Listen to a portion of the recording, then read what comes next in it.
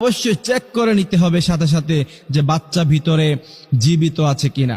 সাধারণত বাচ্চা মা মারা গেলে বাচ্চা সাধারণত সাথে সাথে মরে যাবে। তারপরেও যদি কোনো কারণে আল্লাহ পাক তার হায়াত রাখে, সে যদি বেঁচে থাকে, অবশ্যই অপারেশনের মাধ্যমে বাচ্চাকে বের করে আনতে হবে, অবশ্যই এটা করতে হবে।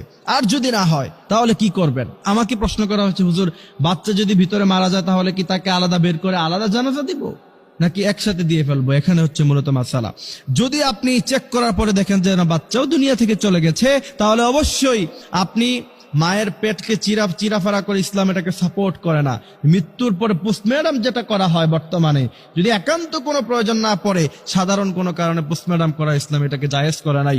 যদি দেখেন যে বাচ্চাও ভিতরে মারা গেছে, মাও মারা গেছে, এমত অবস্থায় অবশ্যই দুইজনকে একসাথে জানাজা দিয়ে একই কবরে তাদেরকে দাফন করে দিতে হবে, বাচ্চা সেখান থেকে বের করা যাবে না।